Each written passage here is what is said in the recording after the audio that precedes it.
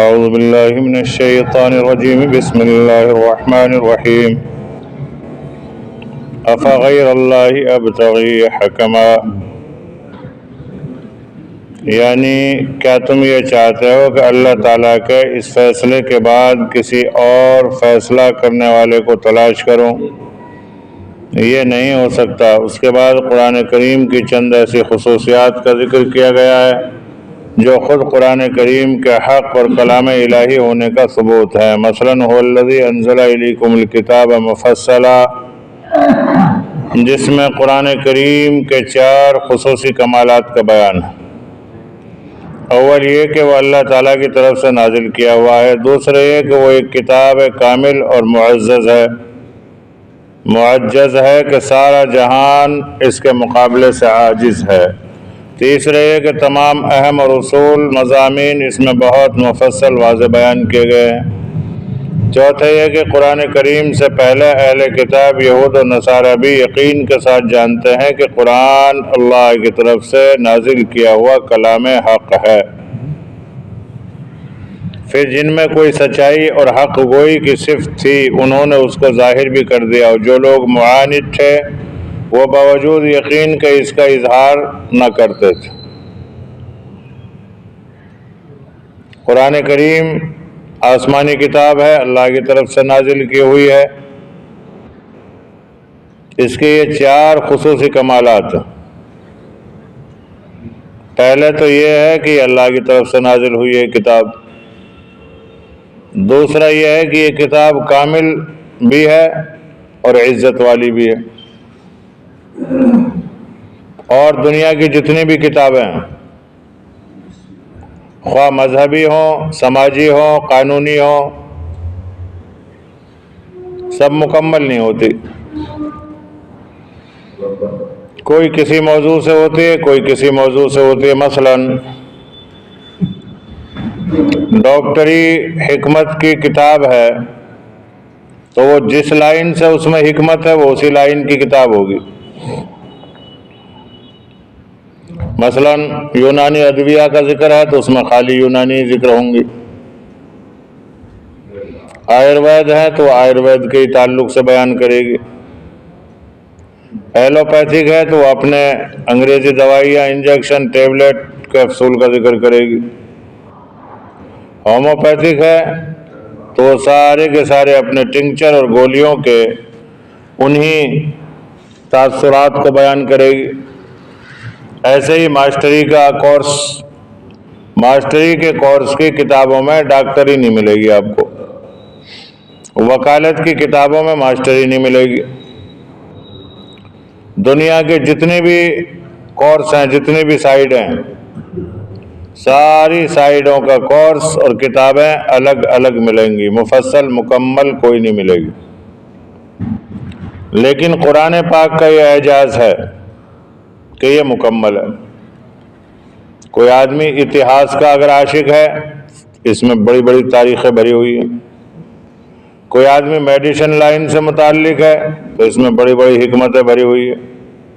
کوئی آدمی مسائل کو ڈھونڈنا جاننا چاہتا ہے تو دنیا کے، قبر کے، حشر کے، آخرت کے، زندہ ہونے سے پہلے کے، زندہ ہونے کے، مرنے کے بعد کے سارے مسائل قرآن میں موجود ہیں۔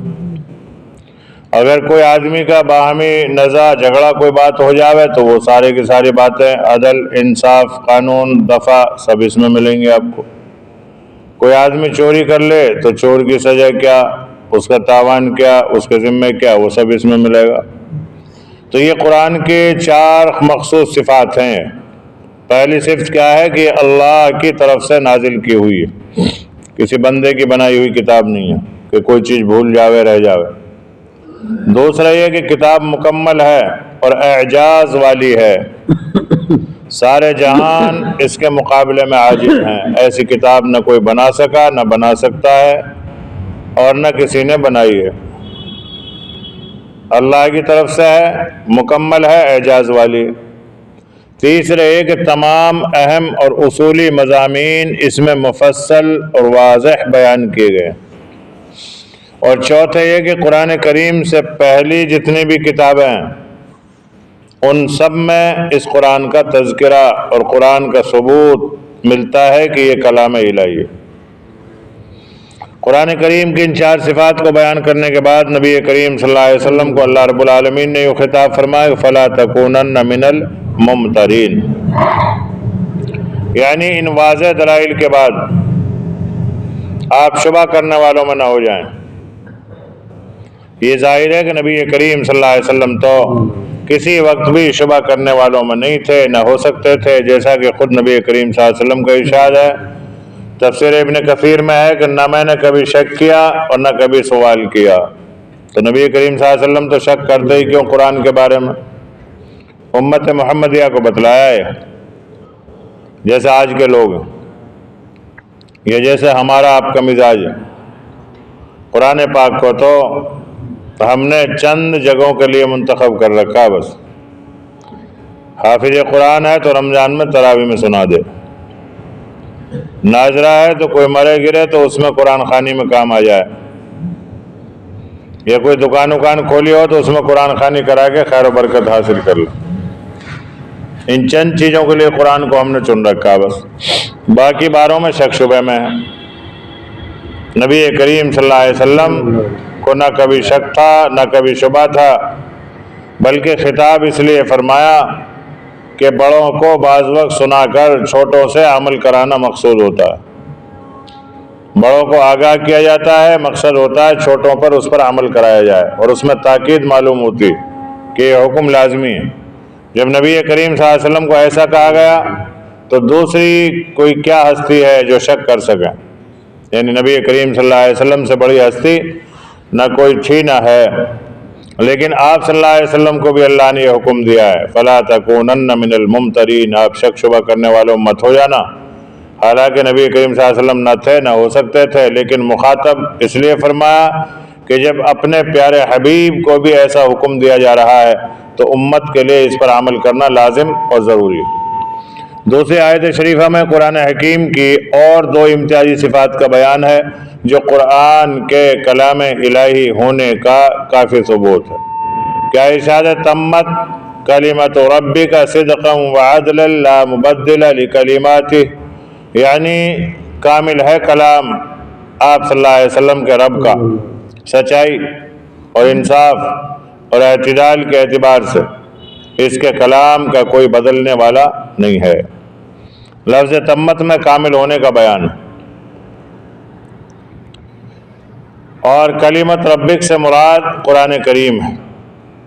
قرآن کے کل مضامین 2 قسم کے ہیں، ایک وہ مضامین ہیں جن میں تاریخ عالم کے عبرت آموز واقعات اور حالات اور نیک اعمال پر وعدہ، برے اعمال پر سزا کی وعید بیان کی گئی ہے، اور دوسرے وہ ہیں جن میں انسان کی صلاح فلاح کے لیے احکام بیان کیے۔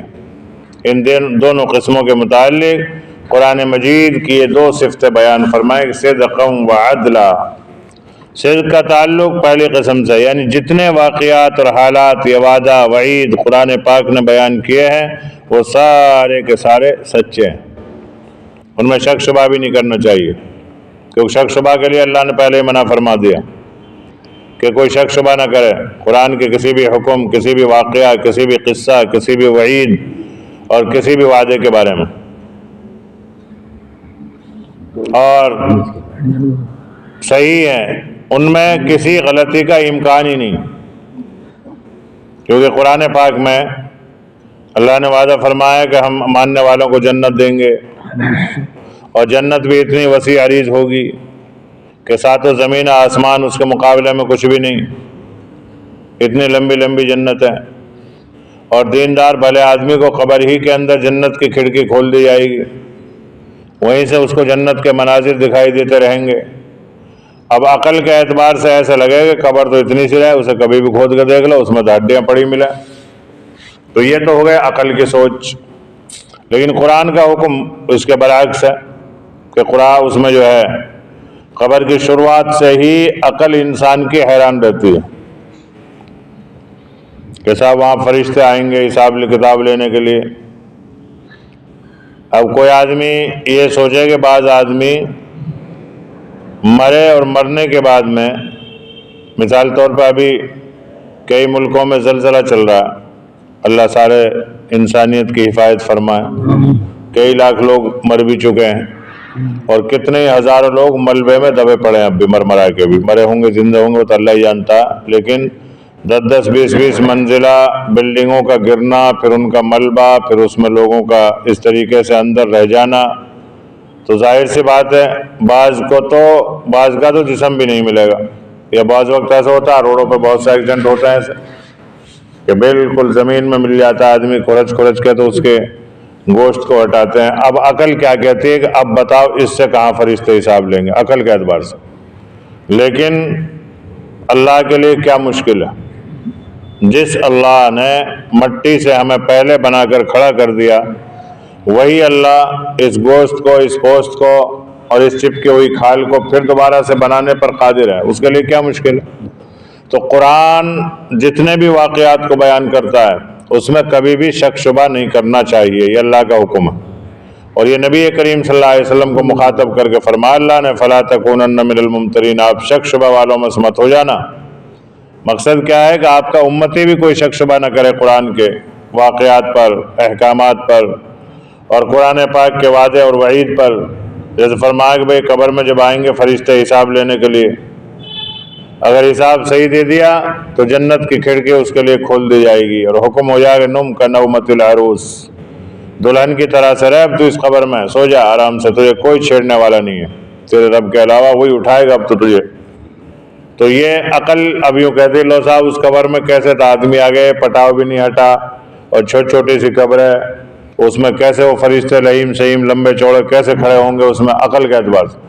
اس لیے اہل تشیع پہلے قبر کتنی بناتے تھے شیعہ لوگ، اتنی بناتے تھے جس میں آدمی آرام سے کھڑا ہو جائے، ان کا خیال یہ رہتا تھا کہ فرشتے لمبے چوڑے ہوتے ہیں آدمی سے بھی بڑے تگڑے، لہٰذا اتنی گہری قبر کھودو کہ فرشتے جب حساب کے لیے آئیں تو آرام سے کھڑے ہو کے بات کر لیں میت سے، یہ تو تھا ان کا۔ اچھا ہمارے یہاں بھی ہم نے بعض قبر کھودنے والوں سنا، اور قبر کھودنے والے بیٹھ کے دیکھے ہیں اس میں قبر میں کہ لحد اتنی اونڈی ہوئی کہ نہ ہوئی جو بیٹھ کے اس کے سر کے وہ تو نہ لگے گا پٹاؤ، جبکہ ایسا حکم نہیں ہے۔ قبر تو میت کو لٹا کر اس کے اوپر ایک بالش اوپر بھی اگر پٹاؤ رہے تب بھی کوئی حرج نہیں، لیکن ہم نے کئیوں کو دیکھا اپنے میوات میں جو خود ہی کھودتے ہیں، وہاں تو یہاں تو پیسوں سے قبریں کھودتی ہیں، وہاں ثواب کی نیت سے لوگ کھودتے ہیں، جب بیٹھ کے دیکھے تھا ٹینٹ تو نہ اڑے گی تیرے پٹاؤ گا، تو وہ دیکھیں یہ سوچیں کہ مردہ بیٹھے گا فرشتہ آئیں گے، جب بیٹھے گا وہ بیٹھ کے سر نہ لگے اس کا۔ یہ پتہ نہیں ہے کہ یہاں کے اور وہاں کے عالم میں فرق ہے، یہاں کا بیٹھنا وہاں کے بیٹھنے جیسا نہیں ہے، یہاں کا کھانا وہاں جیسا کھانا نہیں ہے، یہاں وَلَٰكِن لَا تَشْعُرُونَ فرمایا اللہ نے کہ ہم ان کو اپنے نیک بندوں کو ایسا رزق دیتے ہیں کہ تم اس رزق کے بارے میں خیال ہی نہیں کر سکتے کیسے دیا جاتا ہے۔ اب دنیا میں بھی اس کی بہت سی مثالیں موجود ہیں، کسی آدمی کے منہ میں زخم ہے یا منہ بند ہے یا سکتے کے عالم میں ہے تو اس کو کیا کرتے ہیں، انجیکشن کے ذریعے سے خوراک دی جاتی ہے، انجیکشن کے ذریعے سے طاقت اور پاور اس کو دی جاتی ہے، اب اس کو منہ چلانے کی بھی ضرورت نہیں، چبانے کی بھی ضرورت نہیں، کھولنے کی بھی ضرورت نہیں، اور وہ ساری غذا اس کے شریر میں وہی تقویت اس کو اس انجیکشن کے ذریعے سے پوری ہو جاتی ہے۔ تو جب دنیا میں ذرا سے لکوڈ اور پانی کے ذریعے سے انسانی غذا پوری ہو رہی ہے تو وہ تو احکم الحاکمین خلاق دو عالم ہے، وہ کس طریقے کا رزق کیسے دے اپنے نیک بندوں کو، کیسا رزق پہنچاوے وہ تو وہ جانتا، اس کو تو اللہ نے خود بیان فرما دیا کہ وَلَٰكِن لَا تَشْعُرُونَ، تم تو اس کا شعور رکھتے ہی نہیں، تم سمجھ بھی نہیں پاؤ گے اسے، سمجھ اس لیے نہیں پاؤ گے کہ تم نے وہاں کی غذا کبھی چکھی نہیں، اور وہاں جیسی غذا تمہیں ملی نہیں، وہاں جیسی غذا تم نے سونگھی نہیں، وہاں جیسی غذا تم نے دیکھی نہیں، تو تم شعور کیسے کرو گے، اس کا تصور کیسے لاؤ گے؟ تو اس لیے قرآن پاک میں ایک احکام تو یہ ہیں جن میں شک شبہ انسان کو نہیں کرنا چاہیے۔ پھر جیسے ایک روایت میں آتا ہے کہ جب آدمی صحیح جواب نہیں دیتا، نماز چھوڑتا رہا، بددینی پہ زندگی گزارتا رہا، تو فرشتہ اس میں ایسا دھرمٹ مارتا ہے کہ 70 ہاتھ زمین میں مردہ دھس جاتا ہے۔ اب یہ حدیث ہے، اس پہ یقین کرنا لازم ہے، ضروری ہے، شک شبہ کرنا ایمان کی کمزوری ہے۔ تو اب عقل کیا کہے گی، لو صاحب قبرستان میں ایسا کیسے، ہم نے تو دیکھا ہی نہیں کبھی کوئی مردہ 70 ہاتھ نیچے گھس گیا، ہم نے تو وہیں ہڈیاں پڑی ملی ہیں۔ تو وہ عالم برزخ کا نظام علیحدہ ہے، اس کو آدمی یہاں بیٹھ کر نہیں سمجھ سکتا۔ اس کی مثال موبائل کو لے لو، آپ کے پاس سم ہے کسی بھی کمپنی کی، تو آپ کا تعلق اسی کمپنی سے رہے گا، دوسری سے نہیں جوڑ سکتے آپ۔ دوسری کمپنی سے جب جوڑو گے، جب دوسری کمپنی کی سم لو گے یا دوسری کمپنی کا ریچارج کراؤ گے، اب اس کی ساری سہولیات آپ کو ملیں گی، اس سے پہلے نہیں مل رہی۔ کیوں نہیں مل رہی؟ کہ اس سے آپ کا کانٹیکٹ ابھی جڑا ہی نہیں، اس ٹاور کی تحویل میں آپ آئے ہی نہیں ہو ابھی۔ جب اس ٹاور کی تحویل میں آ جاؤ گے کہ صاحب اس میں کتنی بھی بات کرو فری میں بات ہوتی ہیں، کتنا ہی نیٹ استعمال کرو فری میں ہوتا ہے، اور کتنی ساری چیزیں اس میں فری میں آ جاتی ہیں، تو اب آپ کہو گے صاحب کون سی کمپنی کا ہے سم؟ فلان ہوگا، تو میں بھی یہی ڈلواؤں۔ وہ یوں نہیں کہے گا کہ صاحب میرے پاس یہ سم ہے تو گئی اس میں، میرے پاس بڑھیا موبائل ہے تو گیا تم سے بھی اچھا، لیکن ہر آدمی کہے گا نہیں صاحب یہ اس کمپنی کا معاملہ۔ تو ایسے ہی دنیا کی کمپنی کا معاملہ اور ہے، اور مرنے کے بعد کی کمپنی کا معاملہ اور ہے، پھر قبر میں قبر کی کمپنی کا معاملہ کچھ اور ہے، وہاں کا نظام بالکل الگ تھلگ دوسرے طریقے سے ہے۔ وہ اس کو تو وہیں جا کے سمجھ میں آئے گا۔ وہ تو جیسے ماں کے پیٹ میں ہم اس دنیا کے نظام کو نہیں سمجھ سکتے تھے، کوئی وہاں کہتا ہے کہ صاحب وہاں کاریں چلتی ہیں، گاڑیاں چلتی ہیں، ریل چلتی ہے، ہوائی جہاز اڑتا ہے، اب ماں کے پیٹ میں رہ کے بچہ اسے کہاں سے سمجھے گا؟ اس نے تو ایسا لگ رہا بس یہی سب کچھ جو ان جھلیوں میں گندے پانی میں تیر رہا ہوں بس یہی ہے میرے لیے، تو جو کچھ بھی اگر اس کو وہاں عقل شعور دے دی جائے تو وہ اس کو نہیں سمجھے گا، بلکہ یہاں آنے کے بعد میں اب سمجھ رہے ہیں۔ اور اب بھی ہمارے بہت سے آباء و اجداد تو ایسے چلے گئے جنہوں نے بجلی کو ہی نہیں دیکھا تھا۔ اب ان سے کوئی کہتا ہے صاحب ایک دور میں ایسا ہوگا کہ بٹن دباؤ پورے گھر میں روشنی ہو جا رہی ہے، نکا ایسے ہو رہی ہے، ایسے اتنا تیل کہاں سے آئے گا، اتنے چراغ کہاں سے جلیں گے؟ اس وقت پہلے دور میں ماچس کا نظام بھی نہیں تھا، اور لائٹر کا نظام تو بہت دور کی بات ہے، ماچس بھی نہیں تھی، پتھر سے پتھر کو ٹکرا کر آگ جلایا کرتے تھے۔ تو اب اس دور کے سامنے آج کے دور کی باتیں رکھی جائیں کہ صاحب آج کل تو جو ہے لائٹر کے بٹن دبا فوراً آگ تیار، اور لائٹر جلاؤ گیس کے چولہے کے اوپر، اس کو چک چک کرو ذرا سے، اچھا نظام اب بھی وہی ہے، جو گیس جلانے کا لائٹر ہوتا ہے اس میں بھی ذرا سے ایک پتھر ہی ہوتا ہے، وہ پتھر سے ٹکرا کے تب چنگاری دیتا ہے، تب گیس پکڑتا ہے اسے۔ تو پرانی چیزوں کی کچھ نشانیاں تو ہیں، لیکن ترقی کے دور کی نشانیاں بے ترقی کے دور میں اگر کوئی آدمی بیان کرے تو وہ سمجھ میں نہیں آ پاتی۔ پھر اب سے پہلے ہمارے آباء و اجداد کیا بڑے بڑے بادشاہ اور سلاطین گزر گئے جنہوں نے کبھی پہلے ٹرین بھی نہیں دیکھی تھی، ہوائی جہاز بھی نہیں دیکھی تھی، راکٹ میزائل کا تو دیکھنا تصور میں بھی نہیں تھا، لیکن اب جب دور ترقی پہ آ رہا ہے تو اب یہ ساری چیزیں ہم سب کے سامنے آ رہی ہیں۔ اب آپ بعد میں اور ترقی چلے گی تو نہ جانے اور کیا کیا ترتیب چلیں گی۔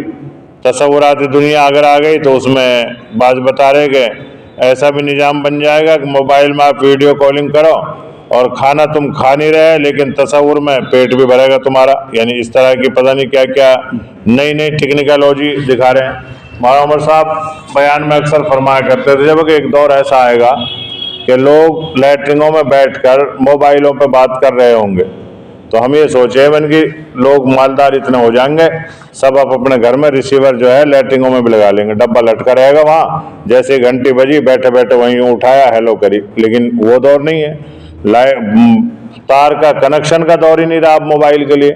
اب تو موبائل سب کی جیب میں رکھا رہتا ہے، اور بعض وقت تو ایسا موقع آتا بھی ہے گھنٹی مانتی نہیں بجتی پھر آدمی نکال کے پھر نکال ٹھہر جا بھی باتھ روم میں اتنا تو کم سے کم کہہ ہی دیتا آدمی۔ اور بہت سے ناخلف ایسے بھی ہوں گے جو لیٹرنگ میں بات بھی کر لیتے ہوں گے اپنی پوری کی پوری۔ خیر، تو یہ سارے وعدے قرآن پاک نے جو فرمائے ہیں وہ سارے کے سارے سچے ہیں، ان میں شک شبہ کرنے کی گنجائش ہے ہی نہیں، اور کرنی بھی نہیں چاہیے، سچے اور صحیح ہیں، ان میں کسی غلطی کا امکان نہیں۔ عدل کا تعلق دوسری قسم یعنی احکام سے ہے، جس کا مطلب یہ ہے کہ اللہ جل شانہ کے تمام احکام عدل پر مبنی ہیں۔ اس میں بعض وقت ہم لوگ اللہ سے شکایت پہ پہنچ جاتے ہیں، جبکہ قرآن یوں کہہ رہا ہے کہ اللہ کے جتنے بھی حکم ہیں نا وہ سارے کے سارے انصاف پر مبنی، عدل پر، اور لفظ عدل کا مفہوم دو معنی کو شامل ہے۔ ایک انصاف جس میں کسی پر ظلم اور حق تلفی نہ ہو، اور دوسرا اعتدال کہ نہ بالکل انسان کی نفسانی خواہشات کے تابع ہو اور نہ ایسے ہو جن کو انسانی جذبات اور اس کے فطری ملکات برداشت نہ کر سکیں۔ یعنی اللہ کے سارے احکام عدل پر ہیں، لیکن بعض وقت ہم لوگ کیا کہہ رہے ہیں، نعوذ باللہ استغفر اللہ کہہ دیتے ہیں نا، ارے اللہ کو ہماری خبر ہی نہ آ جائے، خوب مانگے اللہ سے، دے ہی نہ رہا اللہ تعالیٰ تو ہمیں پتہ نہیں، اللہ تعالیٰ ہمیں بھول تو نہ گیا، نعوذ باللہ استغفر اللہ۔ تو اس طرح کے جملے یہ کہنا گویا شک شبے میں پڑنا، ایسے جملے بھی نہیں کہنے چاہیے، کیونکہ اللہ کا دستور کیا ہے، لا یکلف اللہ نفسا الا وسعها، کہ اللہ تبارک و تعالیٰ کسی شخص کو اس کی وسعت اور طاقت سے زیادہ کسی عمل کی تکلیف نہیں دیتے۔ اس کے ساتھ اس آیت شریفہ میں لفظ تمت لا کر یہ بھی بتلا دیا کہ صرف یہی نہیں ہے کہ قرآن کریم صدق اور عدل کی صفات موجود ہیں، بلکہ وہ ان صفات میں ہر حیثیت سے کامل اور مکمل بھی ہے۔ اور یہ بات کہ تمام قرآنی احکام تمام اقوام دنیا کے لیے اور قیامت تک کے آنے والی نسلوں اور بدلنے والے حالات کے لیے انصاف پر مبنی ہوں اور اعتدال پر بھی، اور یہ ذرا بھی غور کیا جائے تو صرف احکام خداوندی میں ہو سکتا ہے۔ دنیا کے کوئی قانون ساز، اسمبلی تمام موجودہ آئندہ پیش آنے والے حالات کا نہ پورا اندازہ لگا سکتے ہیں اور نہ ان سب حالات کی رعایت کر کے کوئی قانون بنا سکتے ہیں، کیونکہ دنیا کے اندر لوگ کون سے ہیں، دنیا والے ہیں، اور دنیا کے انسانوں کی ہر چیز ادھوری ہے، عقل بھی ادھوری، دماغ بھی ادھورا، سوچ بھی ادھوری، مکمل ہے ہی نہیں۔ یہی وجہ ہے کہ اسمبلیوں میں قانون بار بار بنتے بھی ہیں اور پھر بگڑتے بھی۔ کیوں بنتے بگڑتے ہیں؟ انہیں پتہ نہیں تھا کہ یہ قانون ہم بنا لیں۔ اب جیسے ہندوستان ہے، ہندوستان میں اس وقت ملک کی آزادی کے وقت میں ایک قانون بنا کہ ہندوستان میں جو بھی رہے گا اس کو اپنے دھرم مذہب پر چلنے کی پوری اجازت ہوگی، یہ قانون میں اس وقت بن گیا۔ اب جو عقل سے کمزور لوگ ہیں، اب اس دور میں جو آئے ہیں تنگ نظر، وہ یہ سوچتے ہیں کہ یہ قانون تو غلط بن گیا اس وقت، اب کیا کرو، اب اس میں ترمیم کرو، اس بل کو بدلو۔ اب کیسے بدلو؟ کہ اب اس کو ایسے بدلو کہ جو اس مذہب سے متعلق ہوگا اس کے لیے یہ قانون ہوگا، جو اس مذہب کے لیے ہوگا وہ یہ قانون ہوگا۔ اب اس پہ لاؤ ان کو۔ اچھا، پھر کبھی کوئی کہتا ہے نہیں، پورے بھارت کا قانون ایک بناؤ، سب کے لیے ایک ملک ایک سنویدھان ہو۔ اچھا، جب اس پہ بیٹھ کے سوچ لیتے ہیں ہاں ٹھیک ہے، بالکل ٹھیک ہے، پھر آتا معاملہ ان کے سامنے کہ ہم نے جب ملک کو آزاد کرایا تھا تو اس وقت کچھ شرائط لکھے گئے تھے، اس میں ان شرائطوں میں پھر ایک یہ بھی تھا کہ جو جس دھرم پر ہے وہ اسی پہ رہے گا۔ اور عیسائیوں نے بھی لکھوائے تھے یہ بات کہ بعض عیسائیوں کے جو ملک ہیں یا خطے ہیں یا رجواڑے ہیں ان کو آپ نہیں چھیڑو گے، ان کا قانون جو کا تو رہے گا، جیسا تھا رہیں گے وہ تمہاری تحویل میں۔ وہ 370 کہہ کے اس پہ دفعہ لگا کے رکھو، وہاں کی زمین کو کوئی باہر کا نہیں خریدے گا، ان کو کوئی ستائے گا نہیں، یہ نہیں کرے گا وہ نہیں کرے گا، وہ سارے۔ اب اس میں جب دیکھا کہ مسلمان کمزور ہے ایمان کے اعتبار سے بھی، تعداد کے اعتبار سے بھی، تو مسلمان جہاں جہاں ہیں وہاں کے 370 ہٹا دو، اور وہ کوئی نہیں۔ اور جہاں عیسائی ان کو ابھی مت چھیڑو، کیونکہ عیسائیوں کا غلبہ ابھی زیادہ ہے اور عیسائیوں کی ہم غلامی کر رہے ہیں، اس لیے انہیں مت چھیڑو۔ اب یہاں ادھورا پن آ گیا۔ لیکن انہیں یہ پتہ نہیں ہے کہ جب قانون قرآنی آئے گا تو قرآنی قانون ان سارے قانونوں کو ایک طرف رکھ دے گا، پھر قرآن کا قانون چلے گا۔ تو لوگ عقل سے کمزور ہیں، اور لیکن اللہ تبارک و تعالی ہر چیز میں کامل ہے اور مکمل ہے۔ تو اس لیے قرآن پاک کا نظام ہی ایک ایسا ہے جو قیامت تک ساری دنیا کو امن اور سکون اور اطمینان اور عدل اور انصاف دلا سکتا ہے۔ ان سب حالات کی رعایت کر کے کوئی قانون کوئی بھی قوم کوئی بھی سرکار بنا سکتی ہے، نہ بنا پائی ہے۔ ہر ملک اور قوم اپنے ملک اور اپنی قوم کے بھی صرف موجودہ حالات کے پیش نظر قانون بناتے ہیں۔ اب آج کل کے قانون بنے ہوئے مثلا اب کچھ دن کے بعد میں قانون کی ترقی ایسی آئے گی کہ ہر آدمی کے اپنا اپنا ہوائی جہاز ہوگا، ہر آدمی اپنے فلائٹوں میں اڑ رہا ہوگا، پھر اس کے لیے قانون بنانا پڑے گا کہ بھئی ایسے کرو، یو پی والوں کی پٹی یہاں سے یہاں تک دے دو آسمان میں، اور ہریانہ والوں کو یہاں سے یہاں تک دے دو، فلاں والوں کو یہاں سے یہاں تک دے دو، پھر اس میں پٹیاں تقسیم کی جائیں گی جیسے اب کری گئی ہیں کچھ دن پہلے۔ इंटरनेशनल हवाई जहाज़ों के लिए पट्टी ऊपर ऊपर दे दी गई और नीचे उड़ने वाले जहाज़ों के लिए नीचे की पट्टियां दे दी गई, और फिर उनको बतला दिया गया कि तुम इतने से नीचे नहीं उड़ सकते, तुम इतने से ऊपर नहीं उड़ सकते। यानी आसमान में भी पट्टियां तकसीम करके लाइनें बना दी गई। तो अब फ़िलहाल जो है जहाज़ हुकूमतों के कब्ज़े में या मुख्तलिफ है, लेकिन एक दौर तरक्की का ऐसा आएगा कि ऐसे इंजन तैयार हो जाएंगे कि गाड़ियों में, कारों में ही हवाई जहाज़ जैसा इंजन रहेगा, वो उसे चाहे सड़क पर चला लें, और शरीफ को नमाज पढ़नी हो जल्दी से तो उसे ऊपर उड़ा के ले जाए, चाहे वो पेट्रोल ज़्यादा खाएगी वो अलग बात है। तो अब ऐसी तदबीरें चलेंगी, तो फिर उस वक्त दूसरे कवानीन बनेंगे। तो इन कवानीन में भी तजुर्बा करने के बाद बहुत सी चीज़ें अदल और एतदाल के ख़िलाफ़ महसूस होती हैं, तो उनको बदलना पड़ता है। अब मिसाल तौर पर हाईवे बनाते हैं, हाईवे का कानून ये बना रखा है इन्होंने मेन रोडों का कि वो कहीं के भी निकले सब कुछ तोड़ना पड़ेगा। ये इन्होंने कानून बना रखा है, मुल्क का कानून है कि जहाँ से बड़ा रोड आएगा वहाँ कुछ भी आ जाए रुकावट हटाएंगे उसे। अब बाज़ वक्त बाज़ गरीब आदमी का ऐसा झोंपड़ा आता है कि उसके पास और कुछ है ही नहीं, वही एक घर है। अब जैसा भी यहाँ हल्द्वानी में हुआ पिछले हफ्ते, वहाँ कई हज़ार मकानात को यूं कह के तोड़ने के लिए तदबीरें कर ली गई, साहब ये रेलवे की जगह में, जबकि रेलवे की पटरी वहाँ बाद में निकली, वो आबादी पहले से, लेकिन गुंडागर्दी कह दिया नहीं साहब रेलवे की जगह है, हटाओ इनको। अब बिल्डोजर चलना शुरू हुआ। अब उन्होंने चीखो पुकार की तो यूपी वालों ने नहीं सुनी उनकी चीखो पुकार को। अब वो पहुंच गए सुप्रीम कोर्ट, क्योंकि मजबूरी में आदमी जब किसी की गाड़ी फंस जाती है ना, फिर आदमी दूर दराज से भी इधर से उधर से धक्का लगवाने के लिए ऐसों को बुलवा लेता जिनसे कभी दुआ सलाम की भी जरूरत ना पड़े या करना ही ना चाहे, उन्हें बुलवा दे, उन्हें जरा लगवा दे, हाथ लगवा दे। तो अब इन्होंने हल्द्वानी वालों ने धक्का लगवाने के लिए अब पहुंच गए सुप्रीम कोर्ट। तो सुप्रीम कोर्ट ने कल यूँ कह दिया कि नहीं, हज़ारों घरों को नहीं गिराया जा सकता। एक आध कोई घर होता तो उसे गिरा लेते, हज़ारों घर नहीं गिरा सकते, मना कर दिया। अब देखो कानून में थोड़ी सी देर में तब्दीली, ज़रा सी देर में एक तरफ तब्दीली वहाँ यूँ हो रही थी, इनको हटाओ, बिल्डोजर चल रहे, कुछ के मकान गिरा भी दिए गए, और अक्सर वहाँ आबादी कलमा वालों की, तो वहाँ से गिराने की तदबीर जब चली, सुप्रीम कोर्ट ने उनको मना कर दिया कि नहीं कर सकते आप, क्योंकि ये तो हज़ारों लोगों का मामला। तो इंसानों के कानून तो ऐसे हैं कि थोड़ी देर में बदलते हैं, थोड़ी देर में जो है फिर बदल जाते हैं। और दूसरी कौमें, दूसरे मुल्कों यानी आइंदा हालात की पूरी रियायत करके ऐसा कानून वज़े करना जो हर कौम, हर मुल्क, हर हाल में अदल और एतदाल की सिफात के लिए हो, ऐसा इंसानी फ़िक्र और नज़र से बालातर है।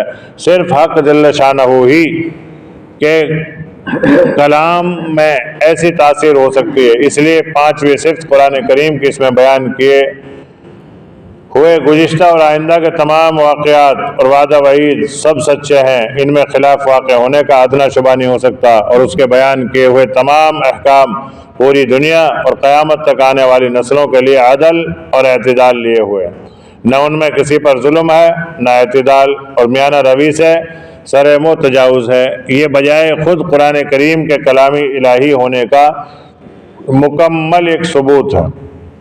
छठी सिफ़त ये बयान फरमाए कि ला मुबद्दिला लिकलिमाती, यानी अल्लाह तबारक व तआला के कलिमात को कोई बदलने वाला नहीं है। बदलने की एक सूरत तो ये हो सकती है कोई उसमें गलती साबित करे, ऐसा भी नहीं कर सकता कोई कि अल्लाह के कलाम में कोई गलती निकाले इसलिए बदला जाए, या ये कि कोई दुश्मन ज़बरदस्ती इसको बदल डाले। अल्लाह ताला का कलाम इन सब चीज़ों से बिल्कुल पाक है, मुनज़्ज़ह है, बालातर। उसने खुद वादा फरमाया, अगर अल्लाह वादा न करता ना और अल्लाह इसकी जिम्मेदारी न लेता, तो जैसे इंजील बन गई 12, ऐसे ही कुरान भी बन जाती हज़ारों। इन्ना नहनु नज़्ज़लना ज़िक्रा व इन्ना लहू लहाफ़िज़ून, यानी हमने ही कुरान को नाजिल किया है और हम ही इसके मुहाफ़िज़। फिर किसी की मजाल है कि खुदा की हिफायत को तोड़कर उसमें कोई तगय्युर या तबद्दुल कर सके। अभी पिछले साल में किया था ना एक आदमी ने, वसीम नसीम रिजवी कौन सा था वो, लखनऊ का, उसने 26 आयत के बारे में, उसे वो 26 आयत अच्छी ना लगी। उन 26 आयत में जिहाद का हुक्म, नाफरमानों के कत्ल करने का हुक्म और इंसानियत को तबाह और बर्बाद करने वालों को मिटाने का हुक्म, इस तरह के अहकामात हैं उन 26 आयतों में। तो उसने क्या काम किया, कुरान का नुस्खा लिया, उसमें से 26 आयतें निकाल के दूसरी कुरान छपवा के और मोदी के पास लेके चला गया, नुकी से बंटवा दो, ये चले। अल्लाह ने क्या काम किया, اللہ نے پھر اس کو ہی نکال کے پھینک دیا. جیسے مکھی گر جائے نا دودھ میں, اور جب تک دودھ میں نہ گری جب تک تو وہ گلاس کے ادھر ادھر سے پی سکتی تھی, اور گھوم پھر کے بھی جو ہے پینے والے کے ہونٹوں میں سے پی سکتی تھی. بعض وقت مکھی کیا کرے, تم نے چائے کا کش مارا, مکھی آئی ہونٹ پہ بیٹھ کے پی کے بھاگ گئی. تو میں سوچوں کبھی کبھی دیکھو چائے بنوائی ہم نے اور محنت کری کسی نے, اور کتنی محنت سے یہ چائے مکمل ہوئی, اور اس کا رزق اللہ نے ہمارے ہونٹ پہ لکھا تھا. آئی بھگی بھگی اور ذرا سی بیٹھی اور پھٹ پی گئی, اتنے ہاتھ چلاؤ اتنے سے پی پا کے بھاگ گئی. تو اگر وہ مکھی دودھ میں نہ گرے, یوں ہی ادھر ادھر سے منہ مارتی پھرتی رہے تو شاید زندہ بھی رہ جائے, کھا پی لے. لیکن اگر وہ دودھ میں کود جائے تو پھر دودھ والا کیا کرے گا, اسے نکال کے ایسا پھینکے گا کہ وہ چلنے پھرنے کے بھی قابل نہیں رہے گی. تو یہ کہاں 26 آیتوں کو قرآن سے نکالنے چلا تھا, اللہ نے پھر ان کو اسلام مذہب سے ایسا نکالا بلکہ انسانیت سے ہی نکال دیا. وہ ہندو بنا جا کے, ہندو نہیں کہتے تو ہندو اپنے مقصد کے لیے بنا, ہم تجھے کیسے اپنا لیں. وہ کہہ رہا کہ مسلمان آتنکی ہوتے ہیں, تو بھی تو اب تک آتنکی تھا. اگر مسلمان آتنکی تھے اور تو ان میں اب تک رہ رہا تھا تو پہلے ہی اعلان کرتا, اب ہندو بن رہا تو ہم تجھے ہندو کیسے سمجھ لیں. تو نہ ادھر کا رہا نہ ادھر کا رہا, اسے کہنا وہ کہ دھوبی کا کتا نہ گھر کا نہ گھاٹ کا. اب اس نے قرآن پر اعتراض کیا اور قرآن کی حفاظت اللہ فرما رہا ہے. اب تو 26 آیتیں نکلوا کر اسے لے کے پہنچ گیا وہاں کہ لو جی اسے بٹواؤ. تم نے 26 آیتیں اوراق میں سے نکالی ہیں, جو کروڑوں حفاظ کرام دنیا میں ہیں ان کے دلوں میں سے کیسے نکالو گے, وہ کیسے ختم کرو گے اسے. اور جو کروڑ ہو انسانوں کے دل میں قرآن پاک کی عظمت اور محبت بھری ہوئی ہے, ایک ایک حرف تو کیا, جس جزدان میں قرآن پاک رکھا گیا یا جس کپڑے کا جزدان بن گیا, بستہ بن گیا, اس سے بھی مسلمان کی عقیدت اتنی جڑ جاتی ہے کہ اس بستے کے خالی کور کپڑے کو بھی زمین پہ گرنا مسلمان پسند نہیں کرتا. تو 26 آیتیں نکلوانا کیسے پسند کر لے گا, اس کی خبیث کی ساری محنتیں بیکار گئی. اب ظاہر سی بات ہے 26 آیتیں نکلوائی, پھر دوسری اس نے ٹائپنگ کرائی, پھر اسے چھپوایا, جلد بندوائی, اور پھر اسے لے پھرا, کتنا سارا پیسہ اس کا اس میں خرچ ہوا کہ قرآن بگڑے. لیکن اللہ کیا فرماتا کہ انا نحن نزلنا الذکر وانا لہ لحافظون, ہم نے اسے نازل کیا ہے اور ہم ہی اس کے محافظ ہیں. پھر کس کی مجال ہے کہ خدا کی حفاظت کو توڑ کر اس میں کوئی تغیر یا تبدل کر سکے. قرآن میں تو نہ کر سکا تغیر تبدل, لیکن خود کی ذات میں ہوگا. اتنا تغیر ہو گیا کہ بیوی نے بھی یوں کہہ دیا کہ میں تیرے نکاح میں نہیں ہوں آج سے, کنبے نے بھی یوں کہہ دیا کہ ہمارا اس سے کوئی تعلق نہیں ہے, اہل تشیع شیعہ مذہب والوں نے بھی یوں کہہ دیا کہ ہمارے دھرم میں ہمارے مذہب میں ہی نہیں ہے, اگر یہ مر بھی جائے تو ہمارے قبرستان میں اسے دفنایا بھی نہیں جائے. اور اب دیکھو کیسے گمنامی میں کہاں زندگی گزار رہا ہے. اور مجھے تو ایسا لگتا ہے کہ جب وہ مرے گا تو اس کو شمشان والے کوئی اپنے شمشان میں جلانے بھی نہیں دیں گے, پتہ نہیں اس کی لاش کو کہاں پھینکا جائے گا. تو یہ ہے قرآن پاک سے تقابل اور قرآن پاک کی توہین اور قرآن پاک کی تعظیم کے خلاف چلنے سے. اللہ تعالیٰ اس کی تعظیم اور تکریم کی ہمیں سب کو توفیق عطا فرمائے اور صحیح معنی میں قرآن پاک کے اصول پر چل کر عمل کی توفیق عطا فرمائے. سبحان اللہ و بحمدہ, سبحانک اللہم و بحمدک, نشہد ان لا الہ الا انت, نستغفرک و نتوب الیک. سبحان ربک عما یصفون.